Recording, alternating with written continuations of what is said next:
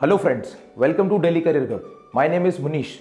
Today in this video we'll discuss about the recently passed budget. जो इस बार budget pass हुआ था उस बजट में कौन कौन से एरियाज हैं किन पे फोकस किया गया है ज़्यादा, वो सब चीज़ें हम वीडियो में डिस्कस करेंगे। इसके साथ साथ कुछ हमारे पॉलिटी पार्ट्स एक बेसिक कंसेप्ट हैं जहाँ से यूपीएससी एग्जाम्स के अंदर क्वेश्चंस भी बनते हैं। पहले हम उनके बारे में जानेंगे। So let's start now. सबसे पहली चीज़, बजट जो वर्ड है हमारे संविधान में कहीं भी मेंशन नहीं है। There is a word called AFS, Annual Financial Statement, that is mentioned under Article 112. You need to learn this article, that is called Article 112, जिसके तहत संविधान में AFS वर्ड यूज हो रखा है। Now what is AFS? AFS is indirectly like the budget only. AFS हमारे union government का एक कॉम्प्रिहेंसिव डिटेल्ड अकाउंट देता है बजट का। इसमें होता क्या है, गवर्नमेंट का पूरा फाइनेंस का डिटेल है, कहाँ से गवर्नमेंट को सोर्सेज से पैसा आएगा और गवर्नमेंट कहाँ पे एक्सपेंडिचर करेगी। एक साल जो होता है पूरा पीरियड रखा जाता है, that is called financial year. Now financial year is always from 1 April to 31 March. अगर मैं बात करता हूं जो इस बार का बजट था, दैट इज फॉर 2021 टू 2022। सो 1 अप्रैल 2021 से लेकर 31 मार्च 2022 जो है वो हमारा फाइनेंशियल ईयर होगा। सो इसी पूरे एक साल का जो है बजट गवर्नमेंट ने तैयार किया है। एक सबसे इंपॉर्टेंट चीज़ जो इस बार बजट की यूनिकनेस है, that is this is a paperless budget, it is digital budget, जो कि हमारी फाइनेंस मिनिस्टर निर्मला सीतारमण जी ने टैबलेट के थ्रू यहाँ पे प्रेजेंट किया था पार्लियामेंट के अंदर। So this is a very unique point. For the first time ever in our history of India's budget पहली बार जो है पेपरलेस बजट जो है वो प्रेजेंट किया गया था।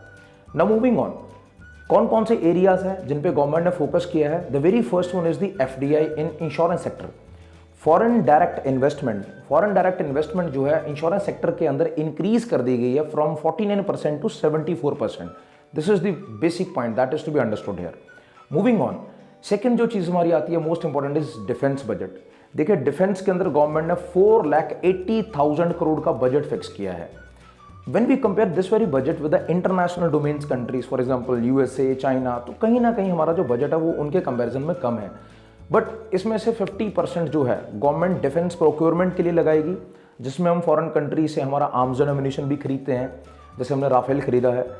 और जो हमारा ज़्यादा एक्सपेंडिचर है बजट का वो होता है पेंशन्स और सैलरीज में हमारे डिफेंस पर्सनल की लाइफ के जो होते हैं।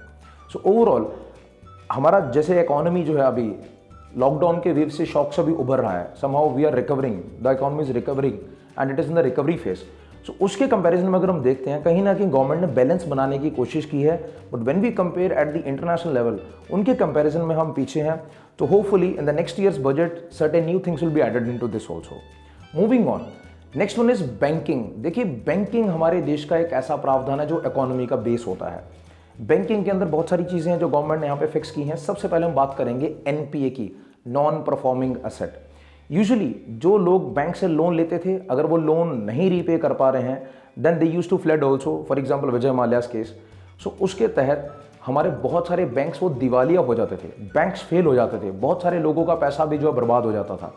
तो गवर्नमेंट ने पहली बार एक ऐसा प्रावधान बनाया जिसमें उन्होंने कुछ अमाउंट फिक्स किया है बैंक्स की रिकवरी के लिए।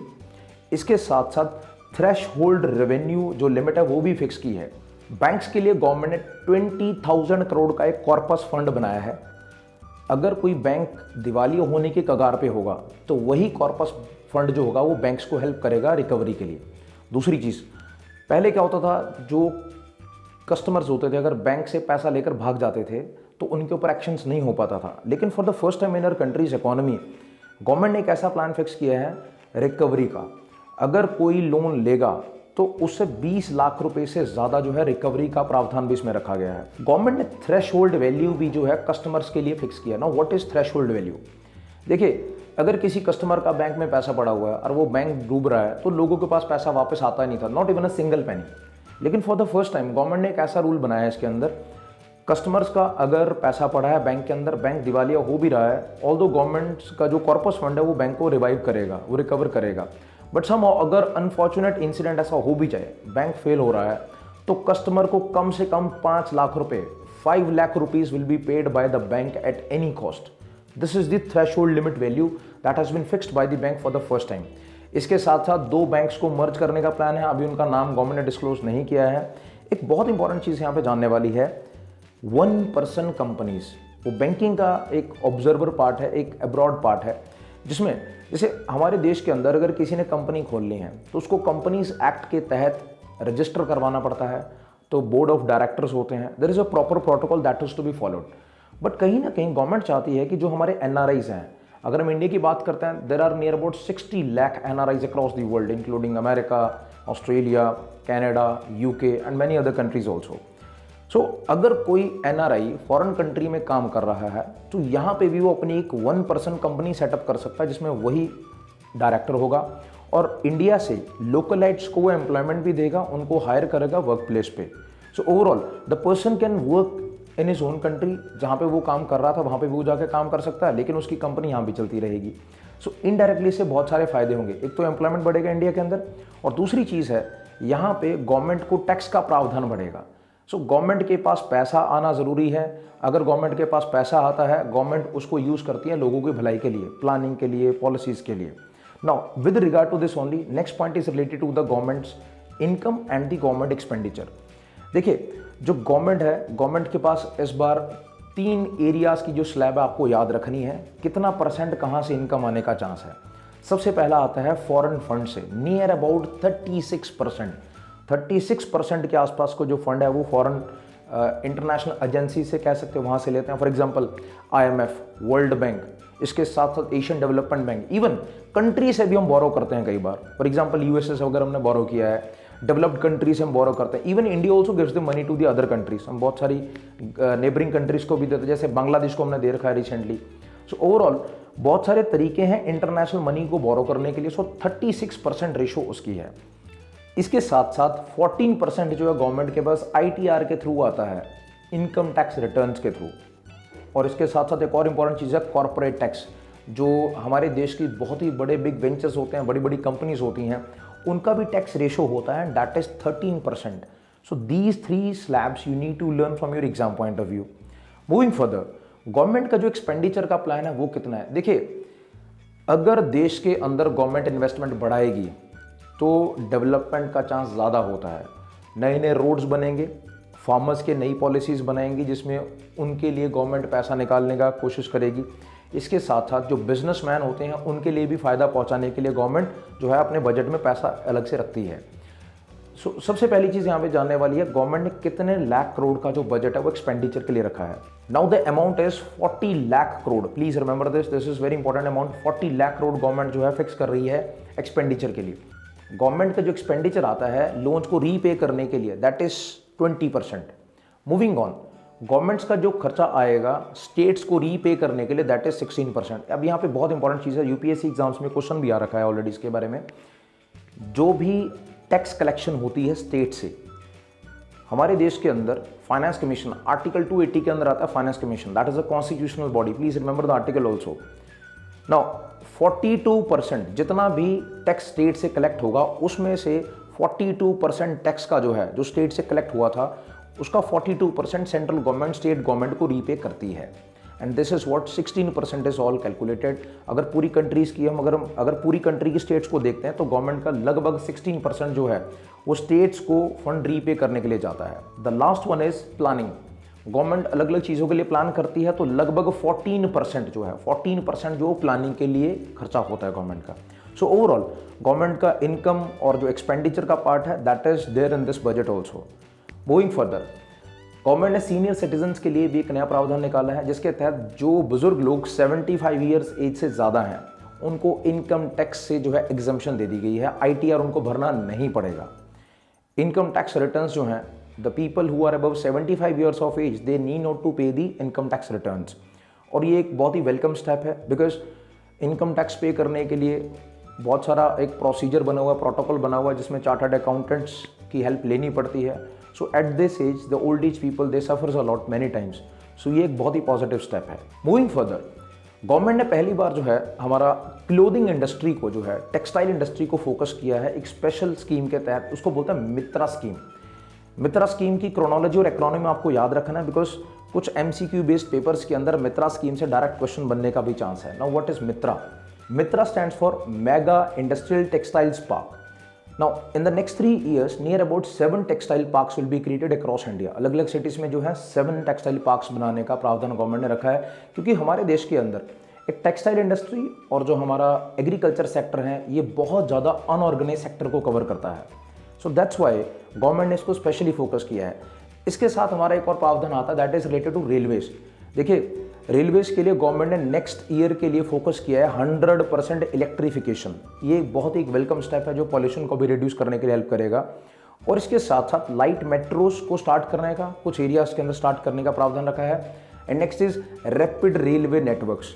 पूरी कंट्री के अंदर अलग अलग शहरों के अंदर कुछ ऐसी रेलवे नेटवर्क्स जो हैं उनको थोड़ा स्पीड मोड में उनको बढ़ाया जाएगा। So this is also welcome step from the considering the point of railways.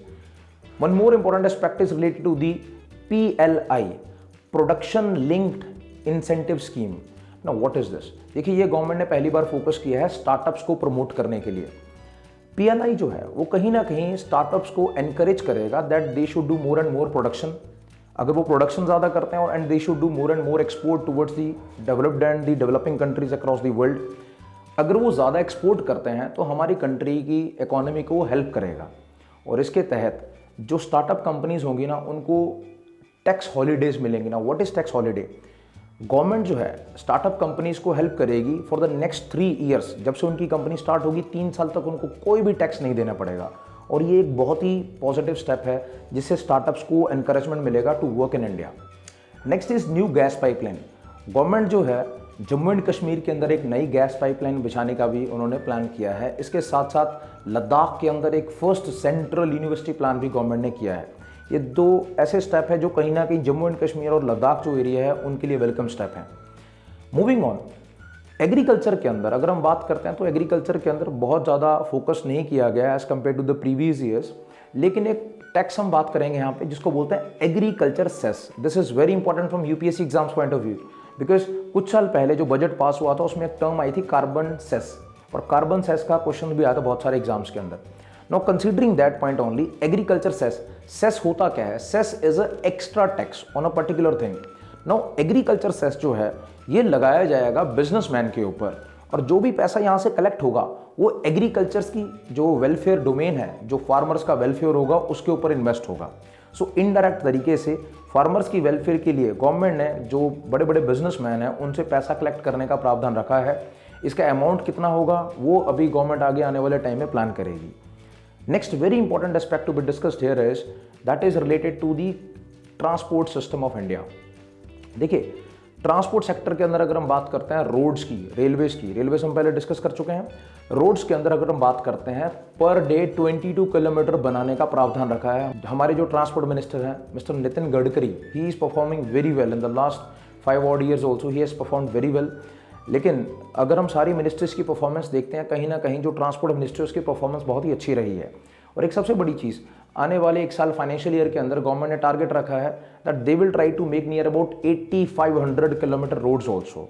सो ये कहीं ना कहीं बहुत बड़ा स्टेप है गवर्नमेंट जो प्लान कर रही है। Next is related to the cars. यहाँ पे एक बहुत इंपॉर्टेंट जानने वाली चीज़ है जो हमारे इन्फॉर्मेटिव पॉइंट ऑफ व्यू से भी इंपॉर्टेंट है, लाइफ के लिए भी इंपॉर्टेंट है, और जो एग्जाम है उसके लिए तो है ही है। 20 ईयर से पुरानी जो कार्स हैं उनको गवर्नमेंट टेक अवे कर लेगी रोड से। और इसके साथ साथ जो कमर्शियल व्हीकल्स होते हैं अगर वो 15 साल से ज़्यादा पुराने हैं, the vehicles which are related to the buses, lorries and the other commercial vehicles which are use to transport the things, commodities को ट्रांसपोर्ट करने के लिए यूज़ होते हैं, if they are older than 15 years उनको भी गवर्नमेंट जो है रोड से हटा देगी। उनको भी जो गवर्नमेंट है रोड से हटा देगी, उनकी प्लाइंग बंद हो जाएगी, उनकी प्लाइंग जो है रोड पे वो बंद हो जाएगी। ये कहीं ना कहीं दोनों स्टेप जो हैं ये पॉल्यूशन को रिड्यूस करने के लिए हेल्प करेगा हमारी कंट्री के अंदर। इसके साथ साथ जो हमारे कंट्री से जो रोड से गाड़ियाँ हटेंगी तो नियर अबाउट 1.5 करोड़ उसका जो है लिमिट बनता है। तो लगभग 1.5 करोड़ गाड़ियाँ जो हमारे रोड से हटेंगी तो पॉल्यूशन को रिड्यूस करने में डेफिनेटली हेल्प करेंगी। अगर जो गाड़ियाँ रोड से हटेंगी तो कहीं ना वो स्क्रैप में जाएंगी, तो स्क्रैप में जाने से स्टील जो है वो सस्ता होगा and somehow it will definitely help in the reducing the price of the cars also, although to a very minute extent only. Moving on, जो एयर बैग सिस्टम है वो कंपलसरी किया जाएगा सारी कार्स के अंदर, और इसके साथ साथ एक बहुत इंपॉर्टेंट एस्पेक्ट है एंटी लॉक ब्रेकिंग सिस्टम, वो सारी की सारी गाड़ियों में जो है कंपलसरी किया जाएगा। जो गाड़ियों में ब्रेक्स लगाने के लिए हेल्प करता है, और पॉसिबिलिटी है कि कहीं ना कहीं जो एक्सीडेंट्स रोड्स पे होते हैं वो रिड्यूस होंगे इससे. So overall, these are very important aspects related to the cars domain in a country. So I hope friends, you have got so many things from this very part of the video related to the budget also. And in the next video, we'll see you with the next topic. So that's it from this part of the video. See you in the next video. Till then, bye-bye.